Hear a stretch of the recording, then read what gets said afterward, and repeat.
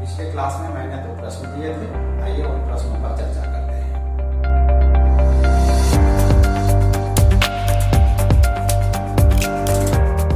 पहला प्रश्न था, एक सिलिंड्रिकल कंटेनर है और ये आइसक्रीम से भरा हुआ है। इसकी हाइट है 15 सेंटीमीटर और इसका रेडियस है 6 सेंटीमीटर और ये आइसक्रीम बच्चों के बीच में बांटा जा रहा है। किस तरह से? इस शेप में, कॉनिकल विथ हेमिस्फेरिकल। इस कॉनिकल शेप का हाइट है 12 सेंटीमीटर और रेडियस हेमिस्फीयर और कॉन दोनों का 3 सेंटीमीटर है। तो कितने बच्चों में आइसक्रीम बांटा जाएगा, ये निकालना था। तो जितने बच्चों को आइसक्रीम दिया गया, निश्चित रूप से सभी आइसक्रीम का वॉल्यूम उतना ही होगा जितना कि इस सिलिंड्रिकल कंटेनर में आइसक्रीम था।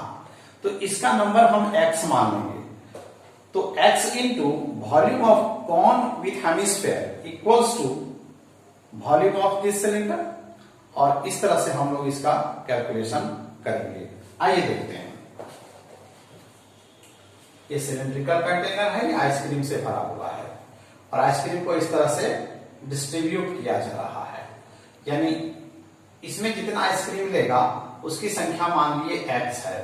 तो x इंटू इतना इक्वल टू इतना हो जाएगा वॉल्यूम में, यहां लिखे हैं according to question volume of x cone plus hemisphere equal to volume of cylinder, यानी x इंटू कॉन का volume 1/3 pi r square h plus hemisphere 2/3 pi r cube equals to pi r square h।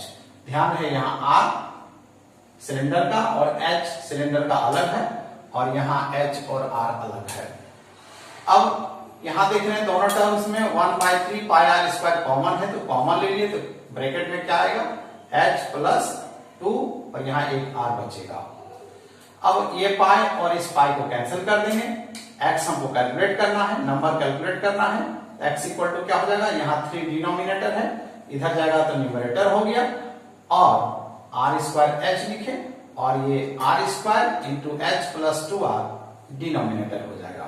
अब इस r का value, इस h का value और इस h, इस r और इस r का वैल्यू पुट कर देंगे यहां से, तो हमारा नंबर इसका कैलकुलेट हो जाएगा। अब आते हैं दूसरे प्रश्न पर। दूसरा प्रश्न था, हमने दिखाया था ये कॉइन के शेप में है और मान लेते हैं कि यह एक कॉइन ही है। तो इस कॉइन का मैंने बताया था कि रेडियस है 1.75 डिवाइडेड बाय 2 सेंटीमीटर और इसका जो थिकनेस है 2/10 सेंटीमीटर है। और इस तरह से कुछ कॉइन्स लिए गए और इसको मेल्ट करके एक क्यूबॉइड बनाया गया। एक क्यूबॉइड आप देख रहे हैं और इस क्यूबॉइड का जो लेंथ है वो है 10 सेंटीमीटर, ब्रेड्थ है 5.5 सेंटीमीटर और हाइट है 3.5 सेंटीमीटर। क्वेश्चन है कि नंबर ऑफ कॉइन्स कितने हैं। उसी तरह से सभी कॉइन्स का वॉल्यूम और इस क्यूबॉइड का वॉल्यूम बराबर होगा, तो कॉइन का नंबर x मान लेते हैं। तो x into volume of coins equal to volume of cuboid, और इसी प्रोसीड्योर से इस प्रश्न को सॉल्व करेंगे। आइए देखते हैं। यहाँ क्यूबॉइड है और ये कॉइन है, नंबर x मान लिए हैं। इसका h 2/10 सेंटीमीटर, रेडियस 1.75/2 सेंटीमीटर और इसका L B और h यहाँ हम देख रहे हैं। Volume of x coins equal to volume of cuboid, यानी x इंटू कॉइन किस शेप में है, सिलिंड्रिकल शेप में है, तो pi r square h equals to इस क्यूबॉइड का volume L into B into h। x equal to क्या होगा, L into B into h divided by pi r square h। अब जितने डायमेंशंस हैं सभी का वैल्यूज पुट कर देंगे तो हमारा नंबर कॉइन का कैलकुलेट हो जाएगा। अब आते हैं आज के प्रश्न पर। पहला प्रश्न ये है कि this is cylindrical container filled with sand. ये सिलिंड्रिकल कंटेनर है, बालू से भरा हुआ है। इसका हाइट है 32 सेंटीमीटर, 32 सेंटीमीटर इसकी हाइट है और इसका रेडियस है 18 सेंटीमीटर। इसका रेडियस 18 सेंटीमीटर। अब इस बालू को, इस सैंड को ग्राउंड में एम्प्टी कर दिया गया, गिरा दिया गया। तो जब हम सैंड को इससे एम्प्टी कर देंगे, खाली कर देंगे इस सिलेंड्रिकल कंटेनर को, तो निश्चित रूप से सैंड कॉनिकल शेप ले लेगा। तो जो कॉनिकल शेप लिया उसका रेडियस निकालना है और स्लैंट हाइट निकालना है। इसकी हाइट दी हुई है 24 सेंटीमीटर।